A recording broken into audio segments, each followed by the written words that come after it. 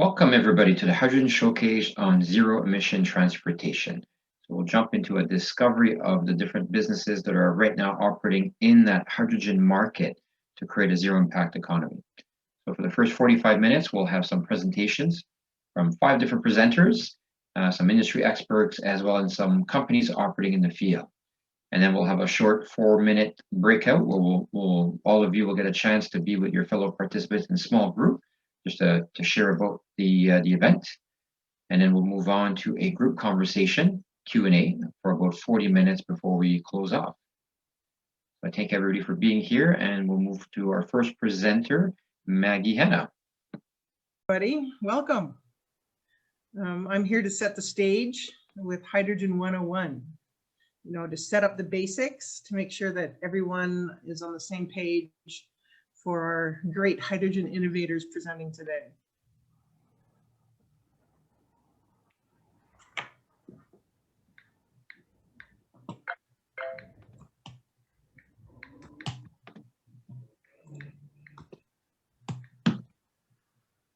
Okay, I'm just going to set myself up here.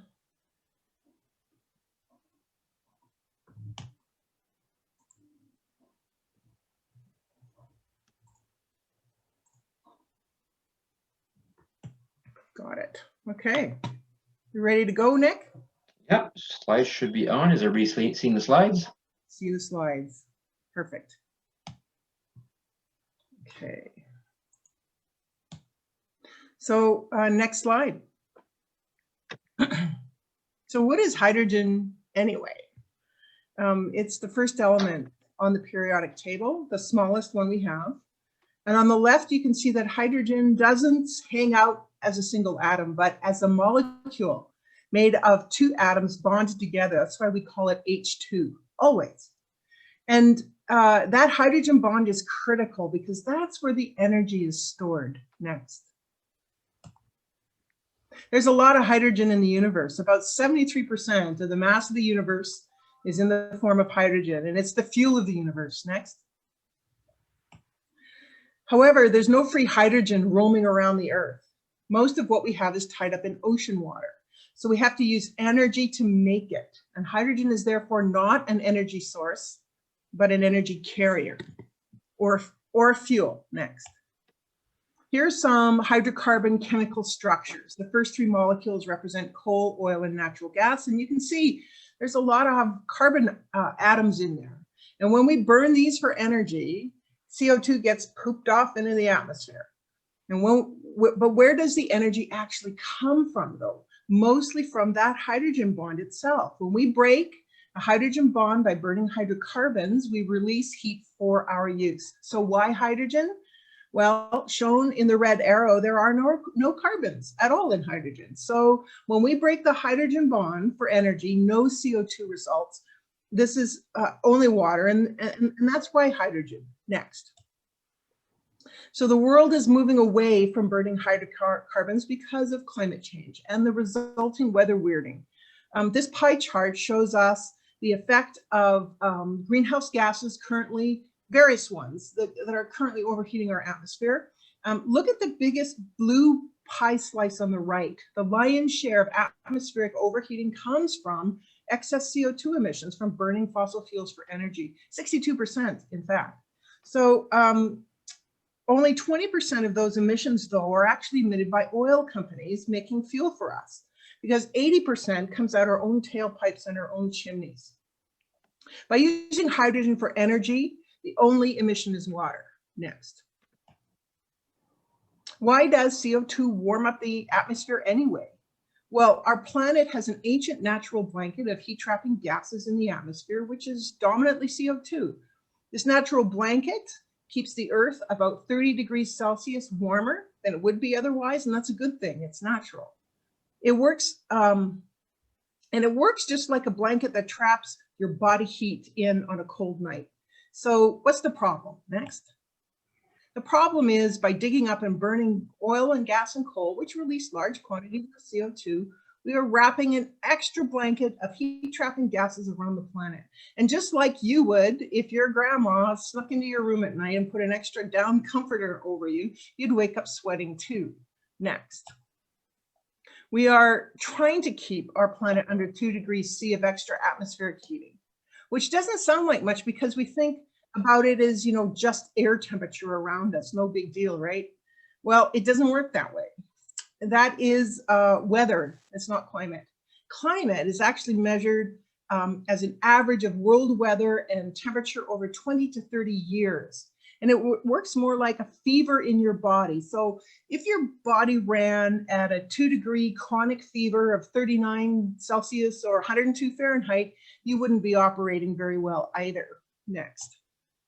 So what can we use hydrogen for? There's a next in there, Nick. Next slide, Nick. Yeah, just not responding. Just 1 second. Okay. Well, I'll just talk a bit then. So what do we use it for? And basically there's lots of things we can use it for. Things that electricity does very well, and things that there are things that electricity does not do well, but hydrogen does. So some of the biggies highlighted on the slide you're about to see include heavy and long distance transport like freight trucks, buses, trains, shipping, and eventually planes. Also, there it is. Also industrial heat, like for steel and cement, seasonal large electrical power storage, space and water heating, and feedstock for fertilizer production. Next. Next one there, my friend. So the world is actually getting onto this now, and some countries are moving faster than others. Over 20 countries in the world have already published their hydrogen strategies, and here are some of them. In December of this past year, Canada released our federal hydrogen strategy, 141 pages worth, which was very well received for the most part. Next. Europe and Japan and Australia are leading the pack on energy transformation worldwide. And this is a map of Europe and North Africa. And I want you to notice that the northern part of Europe has high wind power potential in blue. And in yellow, North Africa has high solar power potential. Next. Enter the 2 by 40 gigawatt green hydrogen initiative. And the aim of this agreement is between North Africa and Europe is to generate 40 gigawatts of green hydrogen from wind power in Europe and import 40 gigawatts of solar green hydrogen from North Africa. That'll generate 160,000 jobs. This is a combined map of Europe and North Africa.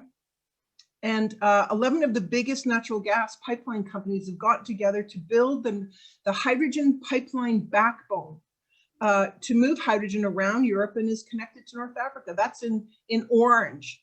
And there's 6,800 kilometers of pipeline network there to be put in place by 2030.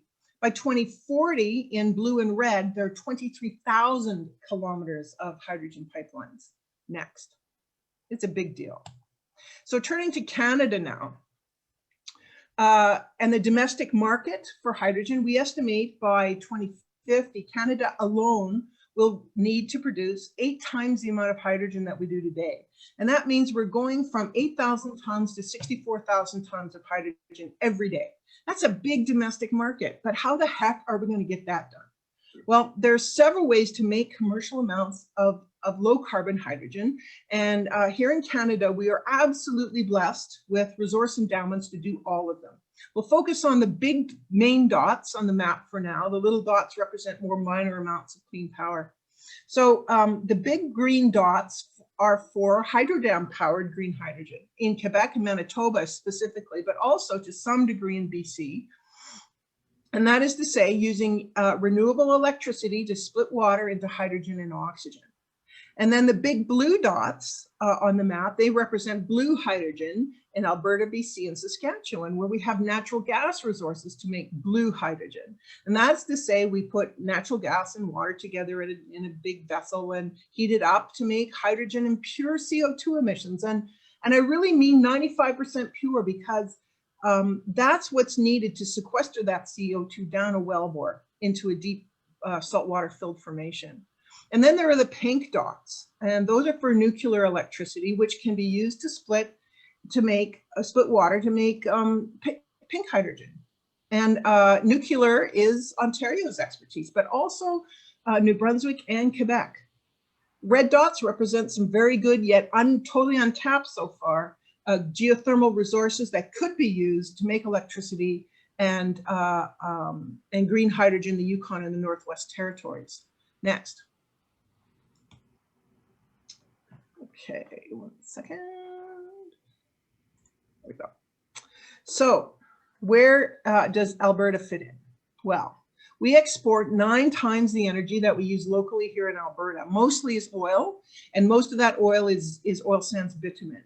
And in 2016, that brought in $92 billion a year. That's what our prosperity is built on. And in 2020, because of the price and other things, that's about a third less.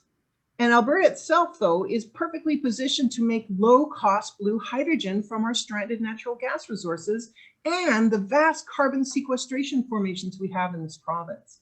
In fact, we can do that more cheaply than just about anybody in the world, except maybe Russia. So what kinds of hydrogen-related projects are actually happening in Alberta so far?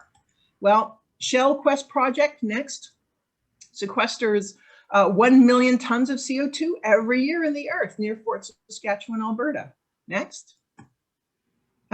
Industrial Heartland Hydrogen Working Group have been working and have set the stage to be Canada's first hydrogen hub, and is working with the Transition Accelerator and CSER out of the University of Calgary. Next. CSER is also working with Hydra out of Vancouver on a 40% hydrogen, 60% diesel conversion kit for big trucks. And that's to support the build out of hydrogen fueling stations. Next. Azatec project is building 2 Class 8 hydrogen fuel cell freight trucks with CSER out of the University of Calgary. And you'll hear more about that today from Jeff Grant. Lucky you. Next. Alberta also has the Alberta Carbon Trunk Line pictured here. They pay $20 a ton for CO2 and then inject it into the Clyde Pool near Red Deer to produce another 1 billion barrels of oil that would not otherwise be recoverable, and at the same time sequestering some of the CO2 in the process. Next. ATCO is blending hydrogen into natural gas pipelines in the city of Fort Saskatchewan, Alberta, to reduce the carbon footprint of their customers. And they're starting with a 5% hydrogen mix and will progressively ramp that up to about 20%. Next. A minute, So Maggie. So in the future, if we get this post-energy transformation stuff right, our progeny will look back at us and laugh and say, I can't believe our ancestors actually burned this valuable hydrocarbon stuff. And it is these companies that you're about to hear from who are absolutely integral innovators for making this happen. You are in for a treat. Next. Thank you for your kind attention, and feel free to reach out if you have any further energy transition questions or queries down the line. Thanks, everybody. All right, thank you, Maggie. And next we'll have, so for those people coming, I know people came in a bit late, so we've got presentations until about noon, and then we'll have a small breakout session, and then we'll have a Q&A where questions will be answered. All right, so Jeff, you're next. So Jeff is part of the Azatec project. He's his company Zen Clean Energy Systems is one of the major players in this project. So I'll leave it to you, Jeff, to start off the conversation. Let me just get your slides up momentarily.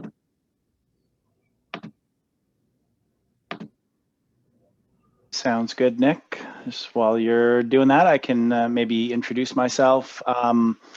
So my name's Jeff Grant. I'm one of the principals at Zen Clean Energy Solutions. We're a company in the consulting company in the hydrogen fuel cell sector. I've been working in the sector for about 20 years.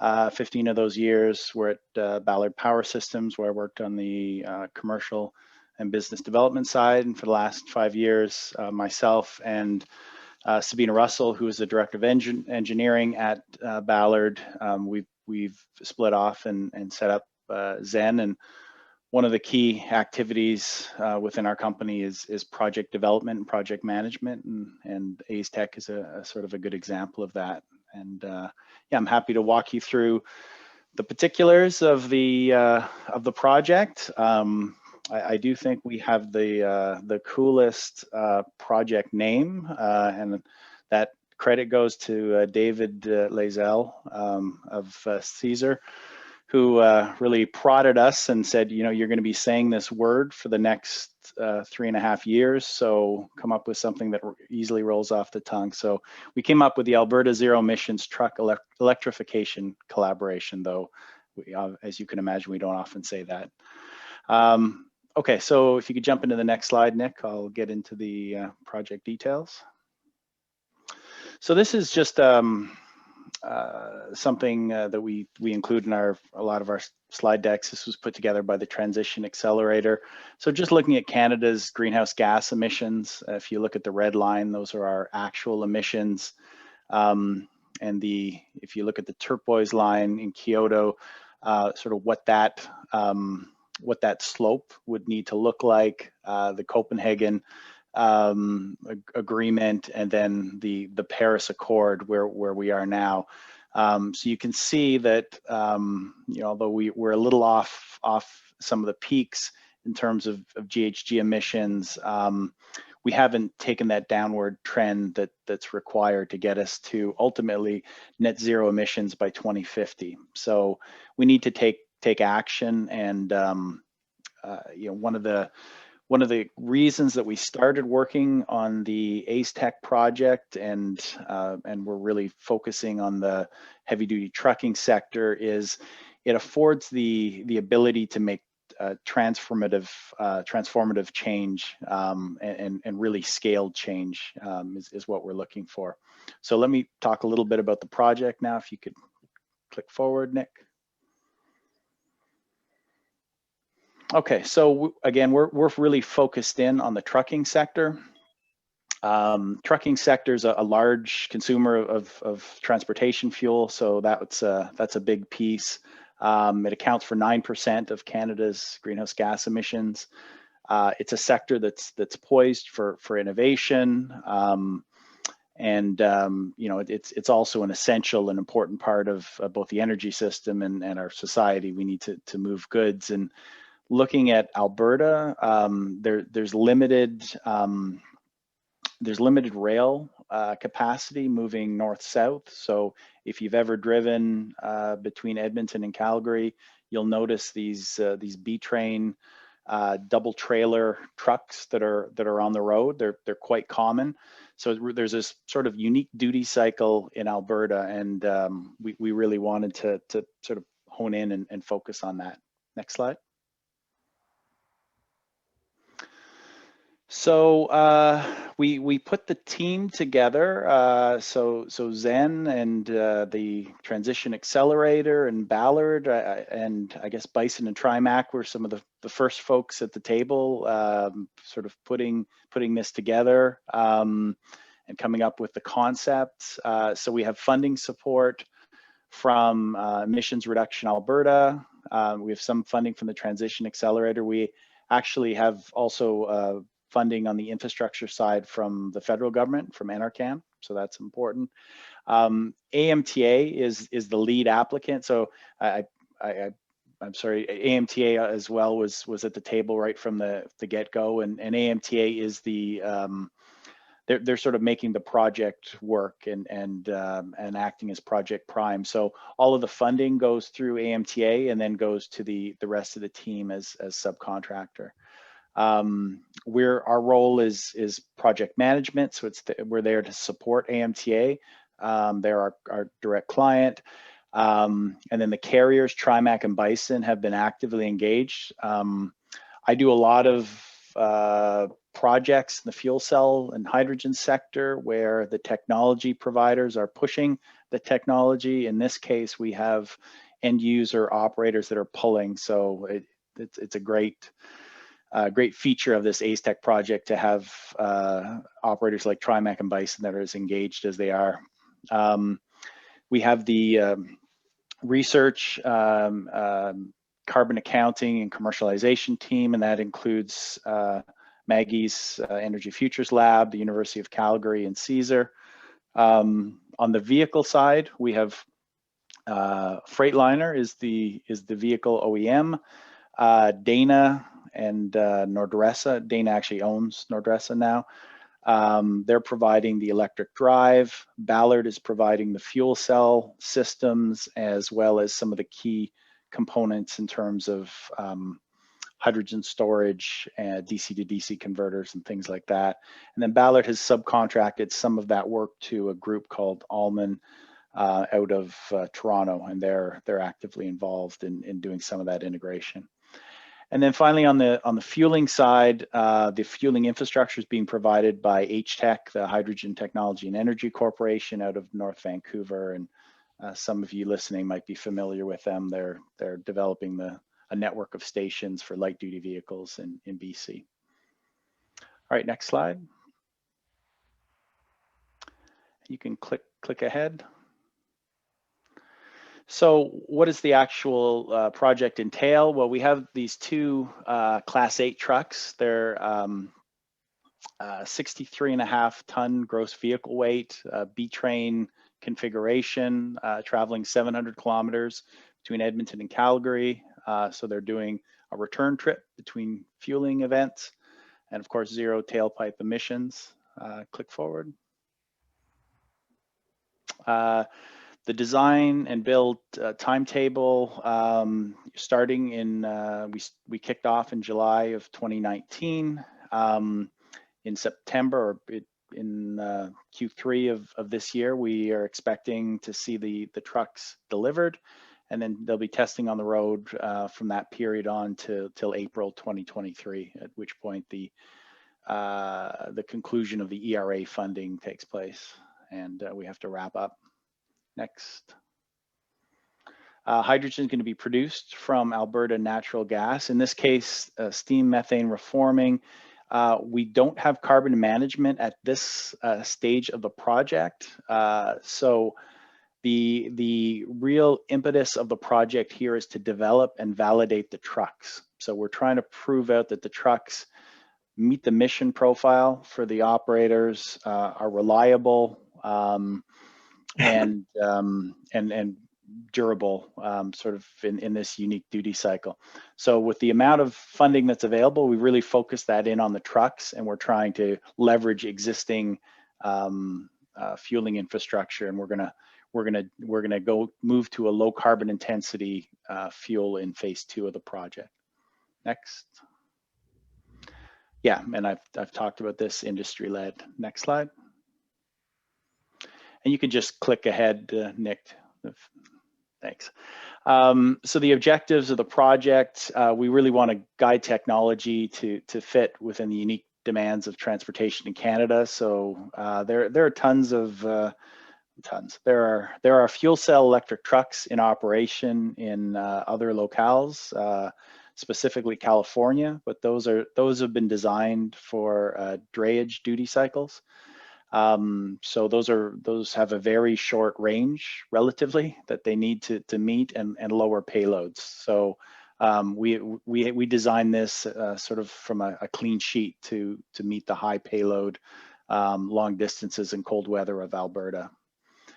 So the idea here is to put the trucking sector on a zero emissions pathway. We didn't do this to demonstrate or pilot 2 trucks. We want to execute this successfully, and then we want to move to low carbon intensity hydrogen produced through steam methane reforming with carbon capture and sequestration, hopefully delivered by pipeline or liquefaction. There are those 2 options.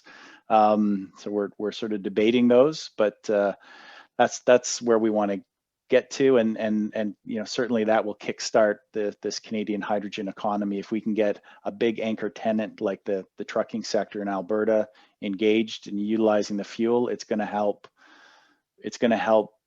reduce costs for buses, for cars, for rail, for power generation, for the injection or blending of hydrogen into natural gas, all kinds of other. So a lot of benefits. Next slide. Just real quick, I just wanted to speak to the vehicle technology. So Ballard's providing 4 70 kilowatt FC move fuel cell modules, as I mentioned, DC to DC converters, hydrogen storage and radiator systems. The group Allman Red Rock that I mentioned, which is it's kind of interesting, a group in Toronto and some engineering support from Prince Edward Island as well. They're acting as the designer for this storage system and cooling and building and integrating these systems into the truck. So that HREX package system you see in the bottom right, that's a system that incorporates the hydrogen storage, some of the power conversion, and the fuel cell systems all together. And that's a system that sits behind the cab.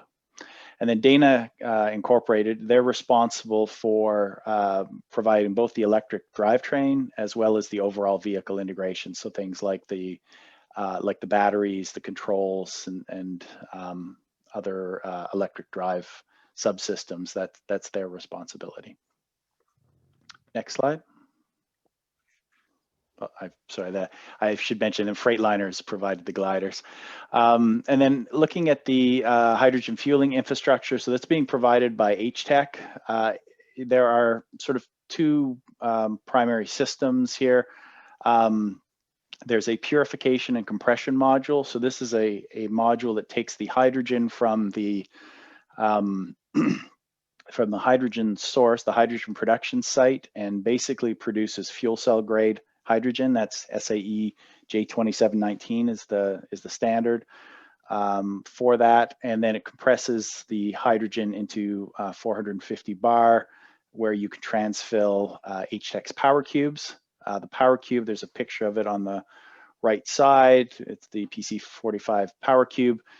That system is used both for transporting the fuel from the production site to the fueling station location, as well as providing ground storage at the fueling station. So sort of does double duty there. And then the gas transfer module, this interconnects both to the power cube systems and provides dispensing capabilities to the fuel cell electric trucks. And I will say here in the hydrogen infrastructure, we are working with additional partners in Alberta in terms of where that production site and fueling station location are going to be, and we should be able to announce that sometime in the next couple months. So, 1 minute, Grant. 1 minute. All right. Next one. Next slide. Yeah, I can go through this very quickly. Just looking at hydrogen energy systems. And sort of the green-blue combination, providing fuel for different markets like internal combustion engines, vehicles, distributed power, heat and hot water. There are a number of market opportunities, and that sort of speaks to what I was talking to earlier about scaling this up and supporting the truck sector, but also some ancillary sectors. Next slide. I won't go through this slide in great detail, but I think what we want to show here is that there's an opportunity in Alberta to transition from fossil diesel to both blue and green hydrogen production. And what this provides the opportunity for is moving up the value chain. So instead of selling bitumen and fossil fuel energy in its raw form, you can basically produce hydrogen, which is a finished transportation fuel, at a higher price, and sort of move up the value chain. Next slide. All right, we'll do the last slide for 30 seconds and then we'll move on. Sure. So why are we doing this? Of course, reducing GHG emissions is the intent of the project. And I guess I've said this before, but maybe just emphasize it in the last slide. Moving from diesel systems where we have CO2 emissions both at the tailpipe and in the production. With ACE Tech, we're eliminating it from part of the equation. At the tailpipe, there's still CO2 being generated through the production of hydrogen, and we're anxious to prove the trucks work and then move into a future phase where we can capture that carbon and provide low carbon intensity hydrogen. I think the target we're looking at here is 125 grams of CO2 per kilometer, so up to 90% CO2 utilization and storage. So that's the goal. Thank you very much, Jeff, sorry. And Joe, you are next, and I'll get your slides up in just a second.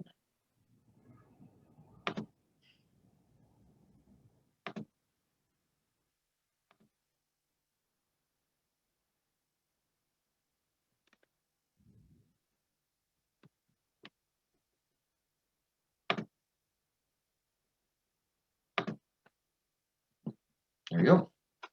Okay, my name is Joe Williams, President and CEO of Innovative Hydrogen Solutions. I've been working with hydrogen on demand for 27 years. It's a long time. I wanted just to give you an idea what Innovative Hydrogen Solutions was about, where we started, where we're going, and what some of the interesting things that we've learned and then what we're doing in trying to combat climate change. So we were founded in 2004 in Winnipeg, Manitoba. Our management team has over 150 years of combined experience with hydrogen fuel injection. One of the interesting things about our hydrogen on demand technology is that we're recognized in 2013 by the province of Ontario as the only hydrogen fuel injection system to qualify for the Ontario Green Vehicle Grant for transportation in North America, because at the time we actually wrote the specs for the province to ensure that they wouldn't get bitten in the butt with other hydrogen on demand technologies that weren't as safe as we were. We've got over 150 million miles of onboard experience with hydrogen fuel injection, and at present we're a final assembly facility in Aurora, Ontario, in the heart of Magna country. They're right across the street from us, actually. And we have morphed really into a transitional technology, allowing people like Jeff and other technologies with natural gas, with Ballard, in having their technology evolve to where it's economically viable and doing what they want to do, meeting their objectives. So we're also a post-pandemic technology, and I'll get into that on the very last slide, where we're very similar to COVID-19 in that we share the same space in the pollution hotspots globally. Next slide. So what the problem that the marketplace is facing, whether it's stationary power, marine, or trucks, is that the equipment's operating at minimal profits. 1.4% according to Ernst & Young pre-tax profit. That's not big margins. Maintenance costs continue to rise. Fuel prices go up. Burning fossil fuels contributes to climate change, as you can see by Jeff's presentation. Next slide. So introducing fragmental amounts, small amounts of hydrogen has the following effects. And we're talking about 1%. And we proved that in November of 2018 at the manned engine facility with the US Navy in Fairbanks Morse, an OEM. That 1% was the sweet spot. When we went to 3, 5, and 15, results went the other way. So our technology, we're just extending the lean flammability limit of carbon-based fuel. And what that really means is that we're burning the waste. What was normally waste, we now burn. You see the black smoke coming out of the trucks. We're burning that in the combustion chamber, so we're getting a more complete burn of the fossil fuel. And this isn't Joe Williams telling you this. This is tests that have been validated going back to 1970s with the Jet Propulsion Lab and several other tests from the 70s going up to today that have validated and verified this effect. Next slide. So, but the question's been, if this is so great, why isn't it out there? Because nobody till now has been able to deliver the hydrogen in a safe, efficient, or reliable manner. And that's what we've done by marrying science with engineering, with Wardrop Engineering. They did the arm of the space station. hiring the chemistry department, physics department of University of Winnipeg, and because we originally came from Winnipeg, and the combustion engineers at Queen's University. So we've been able to design, develop, and crystallize using science and engineering our operating system so we don't have the same issues that 99% of other hydrogen on-demand companies do. Next slide. 1 minute, Joe. Yep. So there's our 14-inch cube that mounts on the side of a truck, because we're talking about transportation today. And it's an OEM installed aftermarket retrofit device. And we're just injecting hydrogen and oxygen into the air fuel mixture to create more complete combustion. We operate on demand only, so we eliminate the need for onboard pressurized hydrogen storage. If you have 3 elements, if you have stored hydrogen, pressurized hydrogen, or more than 4% by volume in our delivery system, if you have 2 of those 3 conditions, you will have an event, not an if, it's a when. So we have none of them. We have less than 1 atmosphere of pressure. We never store. It's produced on demand, and we have 1% by volume to air. Next slide, please. So this is a list of our third parties, which I wouldn't have the time to go every one, but it's going over what we've done in the way of having engineers and scientists do our testing. Auburn University, Clean Air Technologies out of Buffalo, an EPA certified organization, Stewardship Ontario, who had the province had them conduct a study for garbage trucks, and on and on. So the benefits are really reduced fuel consumption, lower GHG emissions, longer engine life, and the big thing we do is extend the regen cycles, which is really neat. So I can't talk that fast. Okay, Cersei Trucking in Winnipeg, who's owned by Bison, have completed field trials. We're looking for an order of another 30 units from them. That they have been approved for a grant from the Manitoba Trucking Association, which is funded by the province and the feds, but the feds still haven't given the money after 2 years. They've made a commitment for money, but just like they made commitments to us, if they make a commitment to you, that means you're not getting it. Wesley Transport has 31 units on that have been running for 9 years. We installed a marine unit with the Danish Marine Authority on a 3412, and it showed extremely impressive results, including the reductions in CO2, NOx, and over in excess of 20% fuel savings. Next slide. We've got license agreements in area Costa Rica, Caribbean, in Pakistan and Bangladesh. We have several installs of power generation with the Aga Khan. We've just done another install just this month. We entered into a JV manufacturing agreement with our Pakistani licensees. And the big thing we've done is we've won 2 awards, U.S. military Navy contracts with Fairbanks Morse, where we just signed a new 5-year agreement with them in December, just a couple of weeks ago. So that's pretty much what we are. And so we can help marine, we can help stationary power, and we can help the trucking industry. Thank you. Thank you, Joe. All right, Grace, you're up next, and I'll give you about 10 minutes. Thank you, Joe. I'm watching you. Now I'm all sweaty thinking how quickly I'll have to speak, but I'm just kidding. That was really fascinating how we can get there step by step. Our technology, while we're loading up the deck, I'll just give a sort of a quick snapshot. Hydrogen Motion, we've made an engineered nanomaterial that stores hydrogen under low pressure. So essentially, we made an absorbent material that you put in the tank. It absorbs hydrogen at higher density than high pressure tanks, even at 700 bar. So in a nutshell, we've made a smaller, safer, cheaper tank. That's all I need to say, really, but we can go through the deck if Nick can get it up. Here we go. Sorry about that. No problem. So next slide.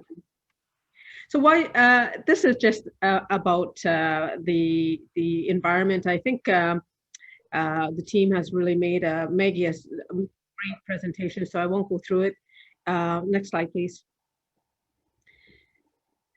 Really, why do you need a more effective hydrogen tank? I think the other presenters, Jeff has really mentioned that hydrogen storage and hydrogen transport is really costly and expensive in terms of energy and dollars. So hydrogen stations, there's very few of them. They're very high capital costs. They're $2 million a pump, and have very high operating costs because 4-stage compressor to get up to that 700 bar. Hydrogen storage and transport. See, these hydrogen tanks are 30 times the cost of a conventional gas tank. So your gas tank in your car is $200. A hydrogen tank, when you get up to 5 kilograms of hydrogen, is around $5,000 to $7,000. And it could be even more. That's just conventional. What is the published cost? The high pressure requirement of the tank, a 700 bar tank, requires it to be wrapped in carbon fiber, which makes it really expensive. It's a patented material. And so the economic feasibility of transporting hydrogen long distances goes down the further you get from the source. So in a nutshell, high costs are a major factor in refueling and transporting hydrogen. Oh no, go ahead. So that leads us to why we have developed our technology. It's a material, it's attracted to the surface of the, hydrogen is attracted to the surface of the material using a small amount of pressure, 50 bar instead of 700. And we never split the hydrogen. So it's not like a metal hydride. The hydrogen is still in its little barbell shape. And because of that, it's very low energy to release it, which is the release of the valve. So no additional heat or equipment is required. We had a little table of comparison, but essentially, I'll just say in a nutshell that the it's a safer tank because it's 50 bar instead of 700 bar. It's volumetrically more efficient, 30 grams a liter rather than 50 grams a liter. So what does that mean? It means we have 1/3 more hydrogen in the same footprint. You can go, instead of 600 kilometers, you can go 900 kilometers. And it's plug and play. So you can replace it with a high pressure tank, or you can refuel directly from electrolyzer. No additional heat or catalyst required. Next slide, please, Nick.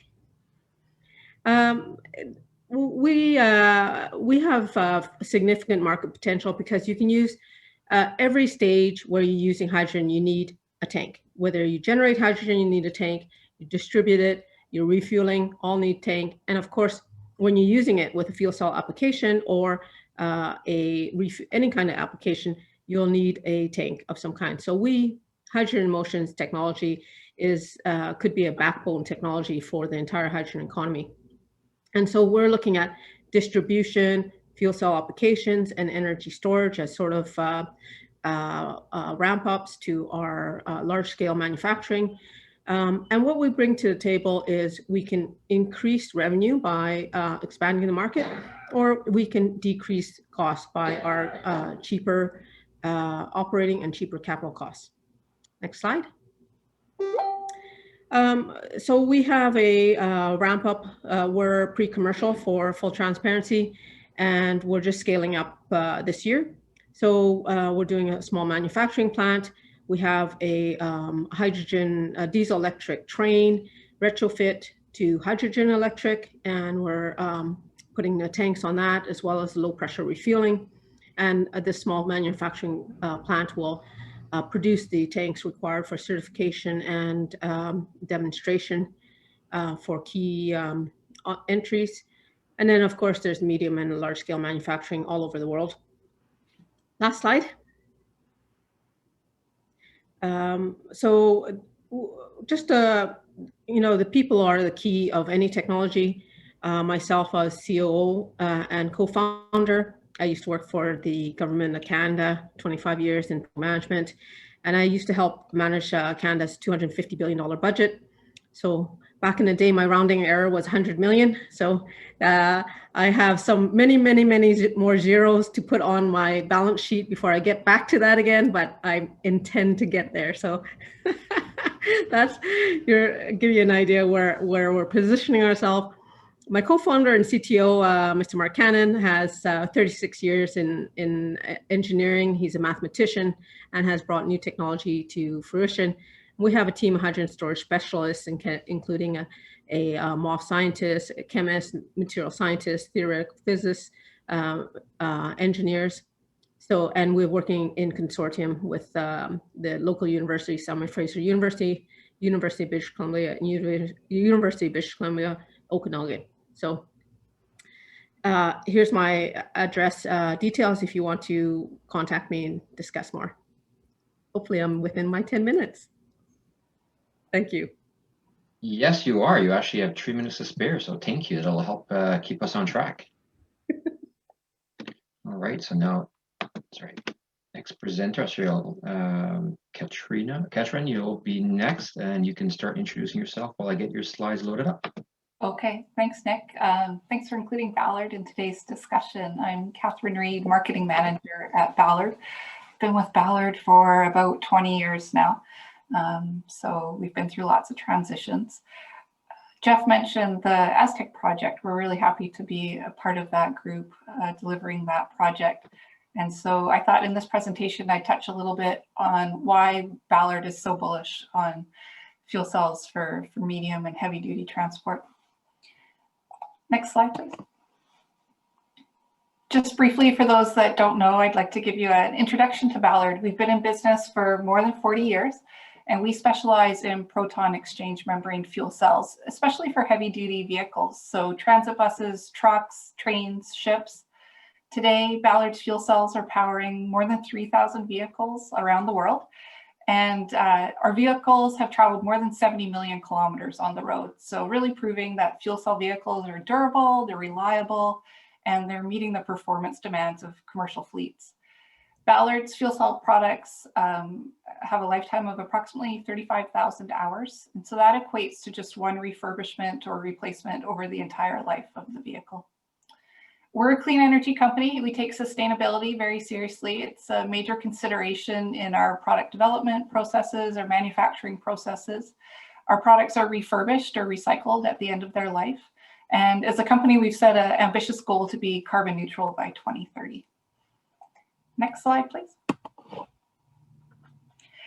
At Ballard, we have a comprehensive range of fuel cell products that address multiple applications. So not just heavy duty motive that I've spoken about, but also backup power for critical infrastructure, large scale stationary systems too. We design and build our own proprietary core technology components. So that's the membrane electrode assembly and bipolar plates. We then integrate those components into high performance fuel cell stacks and modules that go on to power these applications. So what this allows us to do is actually design the fuel cell product that's specifically optimized for a particular application. So for a truck application, you're going to get a fuel cell that's high power density, long lifetime. And then on the other side of the equation, for a backup power system, you'll get a bigger product, probably air cooled, and a lower cost fuel cell. So we've got a wide range of products to really best suit the application.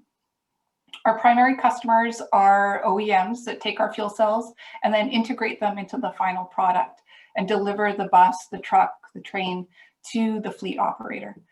We're partnering with companies that can help us access these markets and then also industrialize our product to bring costs down. Next slide, please. So why is Ballard so focused on heavy duty vehicles? Well, medium and heavy duty trucking and other forms of ground transportation like transit buses represent a middle ground in the decarbonization challenge. So if you think of vehicles that have set routes, they travel in a limited range, those are really the low-hanging fruit for electrification with batteries. But if you consider vehicles that need to travel longer distances, have a higher utilization rate, and carry heavier loads, it has additional challenges, especially if you think about the weight of batteries and the very high power needs for fast charging. And so this is really where Ballard sees an opportunity for fuel cells. And when we're looking at a solution to completely electrify transportation, meaning 100% electric fleets, and we're seeing regulations come in, especially in areas like California, where this is going to be a requirement. It means we're going to need a combination of both battery powered and hydrogen fuel cell vehicles. Next slide, please. So fuel cell vehicles are best suited for applications with long range requirements. They need to carry heavier payloads and vehicles that have a high need for route flexibility. Fuel cells perform well in all weather conditions. We have a transit agency, Sunline Transit in California. In the desert, they've been operating fuel cell buses for many years. And the range of these vehicles, it's not impacted by the drain of air conditioning or heating in extreme climates. Fuel cell vehicles also have an advantage at highway speeds. So because of the superior energy density of hydrogen, they can sustain operation at higher speeds where a lot more power is required and energy is required. 1 minute, Catherine. Okay, thanks. Fuel cell trucks can also haul a comparable payload to diesel trucks already. You don't have that extra weight from the batteries. And then fuel cell buses and trucks are refueled very quickly. So fast refueling means that you've got that vehicle back on the road, earning revenue in just a few minutes rather than charging for a long period of time.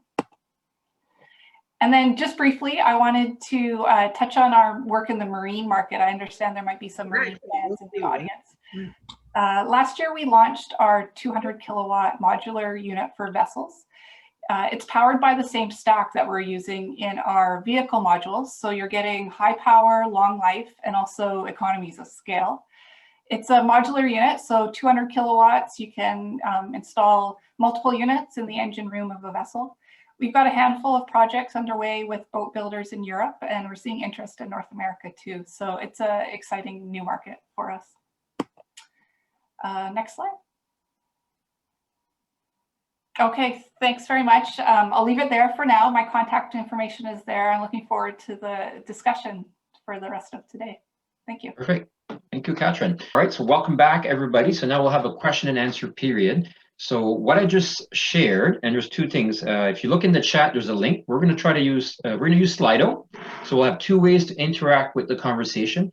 There's a link in the chat you can click on, or you could actually take your phone and if everybody knows how to use those kind of funky squares, if everybody's been at a restaurant during COVID, you just put your camera on your phone over it and you'll get the link. And there we go. Someone looks like they logged in. So you have the ability to put questions in there and everybody else can see everybody else's questions and you can actually like everybody else's questions. And what this will give us, it'll give us the top 10 questions for the group. And if for whatever reason Slido is not working for you, you could just put your question in the chat and then we'll look at that as well. So this is how we'll source the questions from the group and then we'll ask our expert panel. So again, the two ways is you could either go on the chat, there's a link, click on the link and you'll get into Slido, or you could use your phone and use that QR code and get into it. So right now off the bat, I've got a couple of questions and then maybe I'll ask Max since I can't see the participants while I'm slide sharing. So the first question is actually for Maggie Hanna. And the question was, is there a way to extend the funding parameters to run a longer pilot of the trucks? So that's either, I guess, Jeff or Maggie. I don't know who's got a better question of extending the funding for that particular project. I think that's a Jeff question. All right, Jeff. Sure. So I don't see the question up on the screen, but it's not on the Slido. I asked it. Yeah, okay. it was one of the chat questions. It's a chat question. Right. So basically the question, we put all this effort into getting these trucks on the road. And I just can't believe that there's like a funding deadline that limits the length of the test. It's just. Oh, I guess I'll be sympathetic to Emissions Reduction Alberta in that I think we want, that will be the completion of the evaluation and determining the viability of those trucks for that route.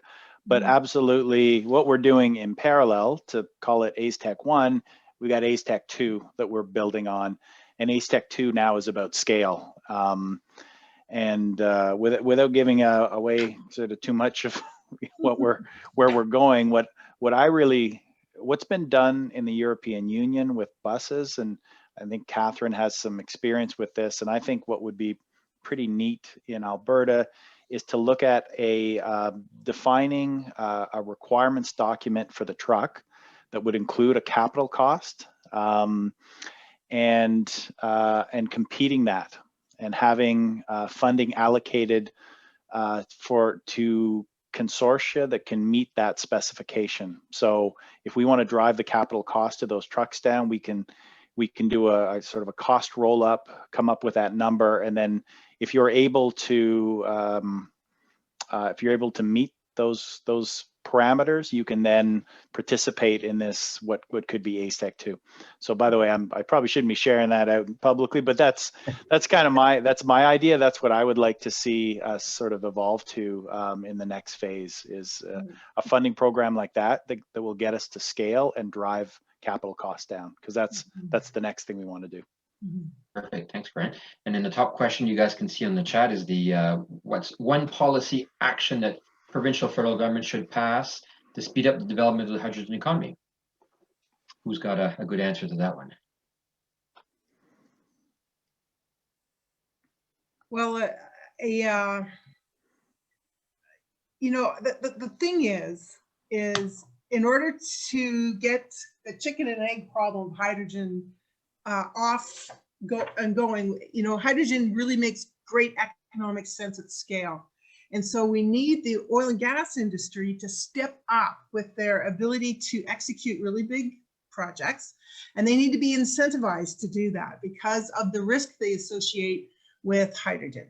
So I think the number one thing that the provincial and federal governments could do is provide stimulus to that. And that means direct, you know, interest-free loans. That means tax rebates.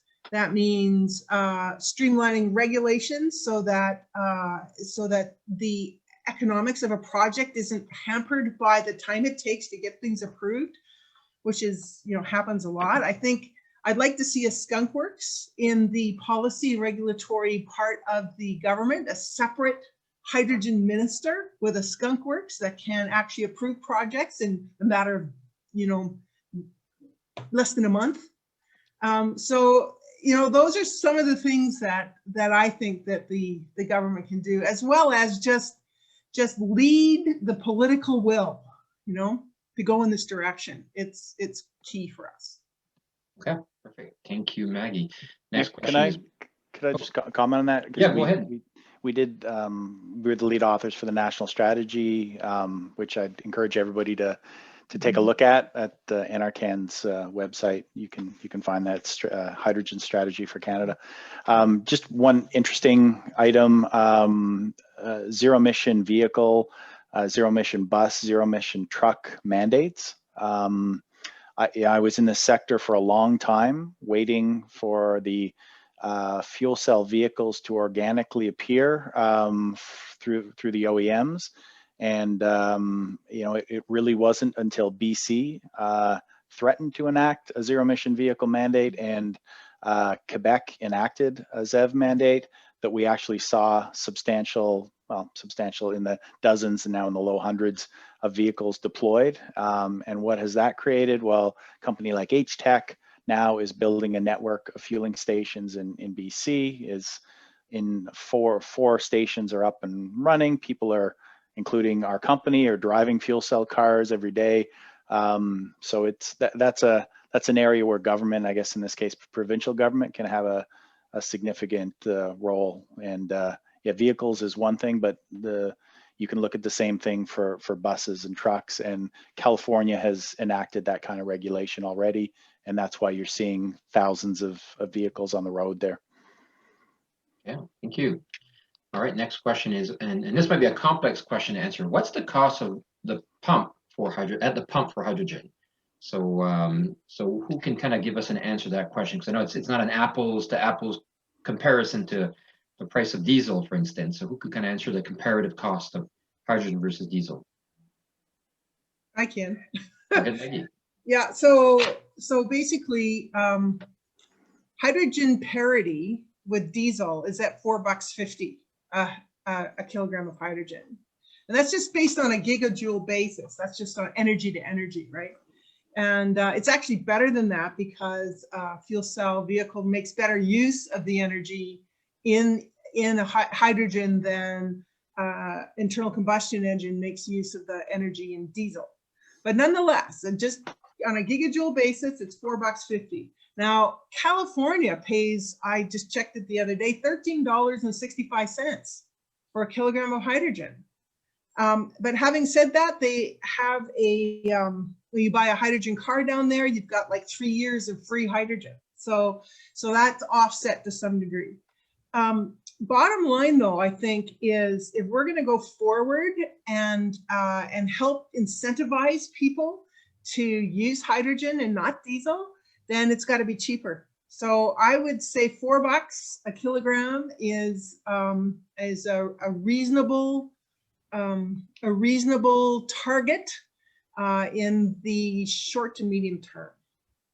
And what would the cost be right now for what's being produced now in Alberta or anywhere else in Canada? Just to give an idea of where we're at. So the production, Alberta's got, like I said in the talk, you know, and all the Pacific Rim countries, Alberta can produce the cheapest blue hydrogen of any of them, except for maybe Russia. And we can do that with the tier that we have in place, and also, you know, carbon trunk line, buying hydrogen for $20 a ton. We can do that for about $1.50 a kilogram all in. That includes the sequestration, right? So it's, and then there's another 75 cents a kilogram, depending how far you want to move it by pipeline. And then there's the service station has to make some money off it. And, you know, they have a minimum of, I would say, 2 tons a day to even be economic. They have to sell 2 tons a day. So I hope that answers your question. Yeah, the Shell station, I saw somebody just made a comment, is $12.75 a kilogram, $1.28 a hectogram. That is, so we fill up our car, and that gets us a little over 400 kilometers. So Where's your tank? 4 kilograms, so about $50. Yeah. $50 gets us 400 and some kilometers. So it's a little bit more than premium gasoline, but it's even at 12. I guess what I'm saying is even at $12.75 a kilogram as a user, it's not far off. Perfect. Thank you, Jeff. Quick question: who will own the HRS at the Azatec project? The Alberta Motor Transport Association will own the equipment, as it's currently structured. Now that may go to another body at the completion of the project, if it makes sense. But yeah, it's at the end of the project they'll own it. Okay, perfect. Thank you. And here's a question, and this is, and someone might enlighten us about the explosive risk with hydrogen. So someone asked, what's the best approach to educate the public who are worried about hydrogen explosiveness? So Maggie.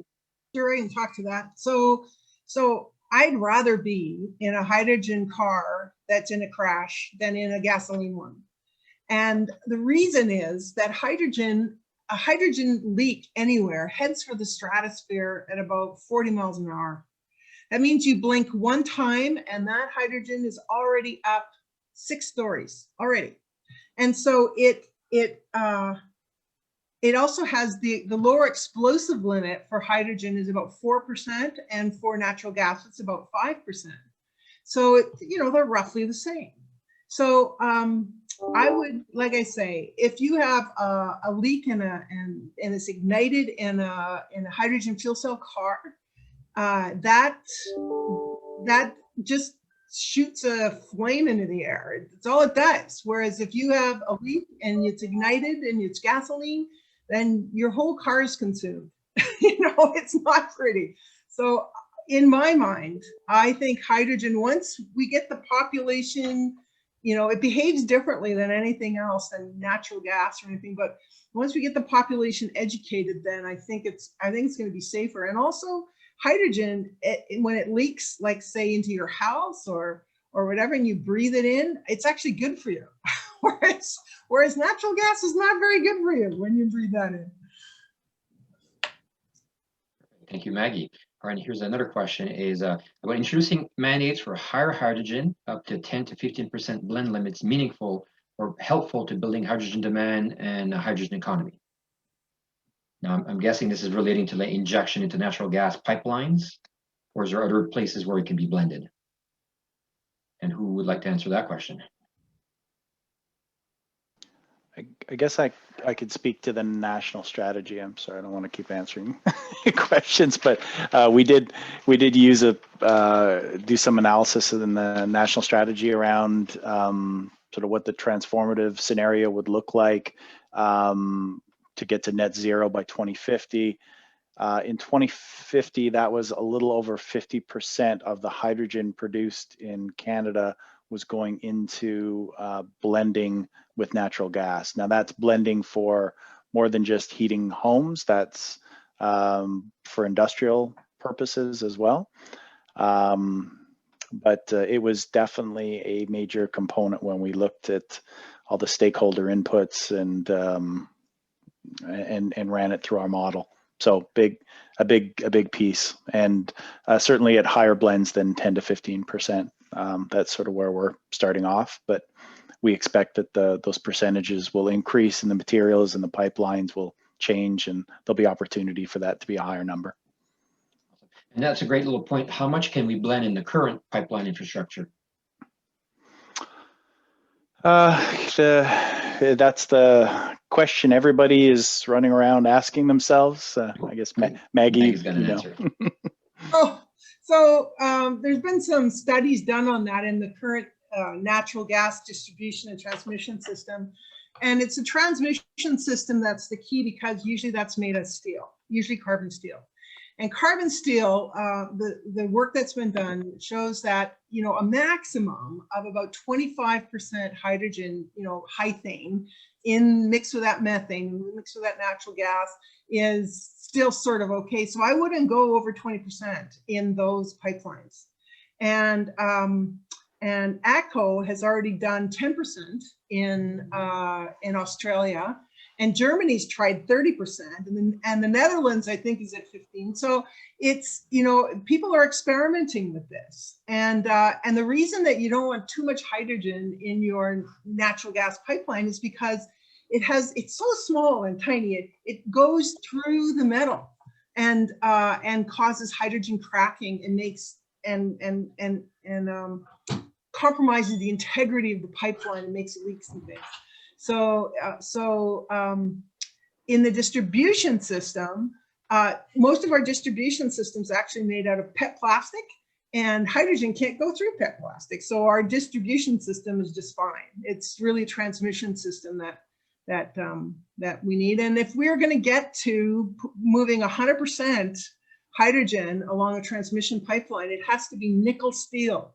Nickel steel does not hydrogen crack. It's 13.5% nickel in it, and we have one of those pipelines in Alberta today, in the industrial heartland, that's been running for 30 years without any problem. Thank you, Maggie. Okay. And another question here is, will the federal government look at subsidizing green hydrogen?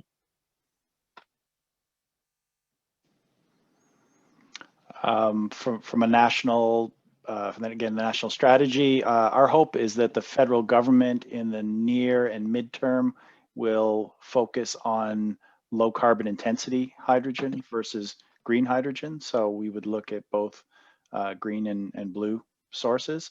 In the long term, of course, fossil fuels are a finite resource, and there should be some transition over to renewables, and we talk about that in the strategy in the long term. But certainly in the short term, what do we need? We need to decarbonize, and we need to get cost competitive fuel so that we can get some scale. So that's really what we should be thinking about right now, and later we'll look at sort of the transition. But if we can get rid of the carbon, that's the important thing. Okay, perfect, thank you. And there's a question here about how to encourage hydrogen producers or purchasers into disclosing hydrogen pricing for market pricing to be developed, just because it's a new market, so you don't necessarily have that market infrastructure. So you have people producing hydrogen, people want to buy it. So I guess what would need to happen to have that kind of market available where someone can just have hydrogen, say, hey, I want to sell it for X pricing, or know what they could sell it for, is where I'm guessing the question is kind of oriented. I'll take a crack at that. I think something that we're talking to the digital supercluster is to create a hydrogen platform for a market, an open marketplace. So that links up supply and demand, because the people making hydrogen have, they're producing 3, 5, 1,000 tons of hydrogen a day, and those who want to use it are using it usually at a considerably smaller amount. So you need to, it's hard to justify the infrastructure unless you have a demand of someone to offtake that stream.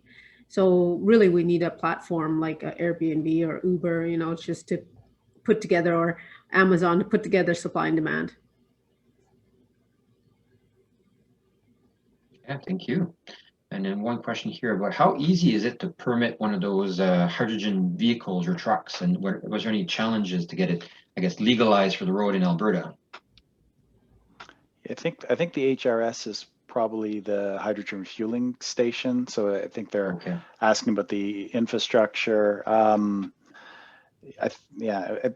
believe Shannon Halliday's on from HTEC, and she may want to comment. But yeah, I would say, you know, we were involved in some of the first stations that were deployed in BC, and it was pretty challenging, and it's gotten a lot easier.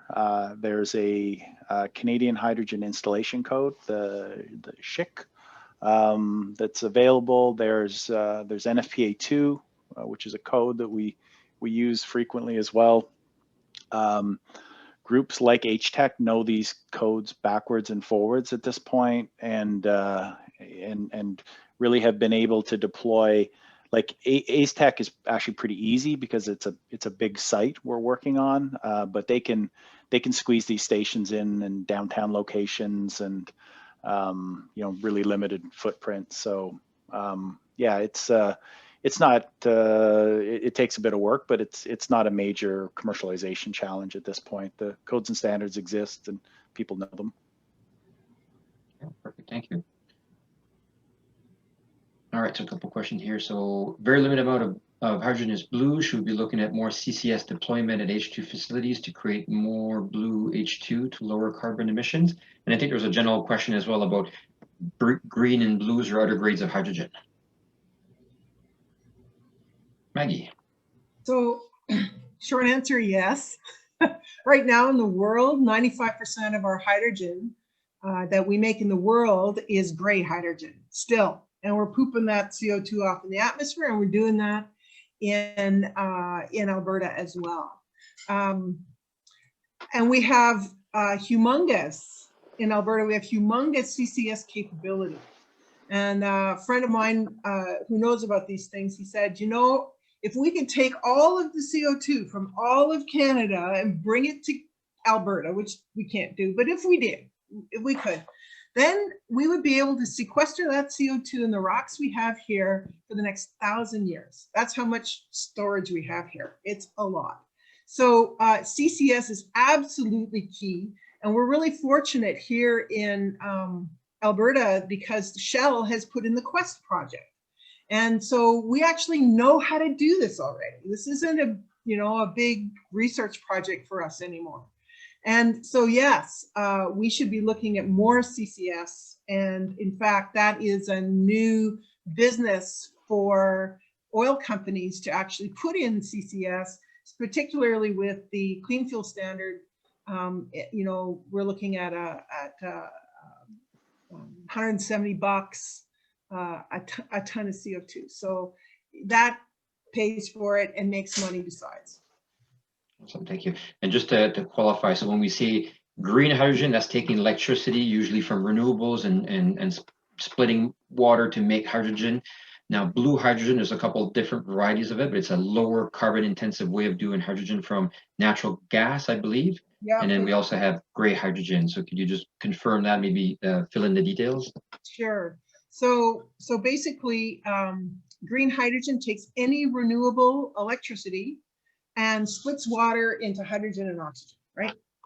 And so wind is the #1 lowest life cycle GHG emission way of making green hydrogen. And next lowest is actually blue hydrogen with 90% carbon capture. And that's made out of natural gas and water together, and we heat it up and we put some nickel catalyst in there and all the rest. But out of that comes pure CO2, which is sequestration ready, and the hydrogen, right? So that's blue hydrogen, and that's second in carbon footprint life cycle on a life cycle basis to wind hydrogen. And then the third one that's typical is solar hydrogen, and that's actually has a higher footprint than blue hydrogen does. And that's where you take solar electricity and you split water into hydrogen and oxygen and poop the oxygen off into the atmosphere and take the hydrogen and use it. So that's the kind of the order of life cycle greenhouse gas emissions. Yeah, and can you just speak quickly to what gray hydrogen is specifically compared to that? Well, gray hydrogen is where we take methane, natural gas, and water and put in a tank, just like we do with blue hydrogen, except we poop that CO2 off into the atmosphere. And that's what we've been doing. And that's one of the things that got us into the pickle we're in. So if we could capture that CO2 and put it in the ground and permanently sequester it, which we know how to do, that would be a really good thing. Perfect, thank you. Just checking some other questions we had. And then there was a general question about how do we transition from oil and gas to a hydrogen industry? So no, that's we touched a bit of that. Can you can anybody give us maybe one? Because we're going to switch to closing shortly. We just have a couple minutes. So who wants to take that one on for a couple minutes and how we can start that or do that? Maybe just a quick comment to get us started. So in transitioning, I mean, the first area to look at is hydrogen as a feedstock for the oil and gas sector. And so when we talk about Quest in Alberta and hydrogen generation, I mean, the first thing you can do is generate low carbon intensity hydrogen for the refining process and lower the carbon content of the refined fuels that you're producing. So that's a big piece we haven't talked about today, but that's I won't say it's easy, but it's a first step we can certainly look at. And then you know, other areas we haven't talked about, but you use hydrogen as a feedstock in the chemical industry. So in making certain things like ammonia. So again, you can replace that dirty hydrogen or that gray hydrogen with green or blue and lower the carbon intensity of the chemicals that are being produced. So there's some things that kind of lower hanging fruit that you can look at right from the get-go at very large scale too. And I'd also like to add fertilizer, making ammonia for fertilizer, because 80% of the hydrogen that we make in Canada goes into refining and upgrading hydrocarbon products, just like Jeff said. And most of the rest goes into ammonia for making fertilizer. And then after that, you've got plastics and petrochemicals and things that take a little bit. Perfect, thank you, Maggie. So we're at the end of our events. We're just going to take the last couple of minutes, just some closing comments. I just really want to thank Maggie, Jeff, Joe, Grace, and Catharine for their time and really sharing with us what they're up to as leaders in this industry. And I also like to thank my team here. I've got Max, Sida, Marcin, Marina, and Heather, who've been helping me in the background to make this possible. And especially thank you for everybody who took their time and attention to be here with us today, who have an interest in this subject. And we definitely hope to create a couple more of these. So I really invite everybody to do the post-conference survey that I just put in the chat. So we'll just ask a couple questions to get some feedback, as well as if you would be interested to attend a further event or even participate in any of these events, and as well as opportunity to join a future-proof Mighty network. So we create a little network where people can come and engage in that whole question of how do we create a sustainable economy and work together. And there's also a podcast that we've created with a lot of our presenters. If you want a bit, because we only shot them for such a short period of time, in some cases I had to kind of shorten their presentation a bit. So we have a longer conversation available if you guys want to dig more into detail. And this presentation is recorded, so we will put it online and distribute it. So you'll get a follow-on email where that can be found as well. So I again, think there's a very important question about the students. I see on the yes. guest list, there's a lot of students in the watching this, and they're asking how can they participate in this economy. I think it should be something that we address, because there's a lot of people who want to make a difference, and Yeah. maybe put it out there. Yeah, and are any of you guys hiring students, for instance? We are, for sure. We're looking for co-ops in the summer. So Yeah. whoever's out there listening, you can find our information on our website. It's in Energy Solutions. So We are as well. We Yeah, are, Ballard, too. we've hired chemical engineers, students, and for short term, and then brought them on full time with us. So we've got engineering people, chemical people, and physics people from the University of Winnipeg. Yeah, that's a good point, because right now the industry is changing. So there's a lot of these new opportunities. So definitely as a student, be on the lookout for all these innovative companies coming up. And yeah, I'll invite you all to even join our Mighty Network where we can have a post-conference conversation as well. All right. So any last comments from any of the presenters? I learned a lot. thanks for That's the awesome. opportunity. Yeah, thank you very much. Yeah, pleasure to have everybody here. Yeah, and everybody else, enjoy your week, and you'll get a follow-on email. Thank you. Setting it up, Nick. Yeah. Bye-bye.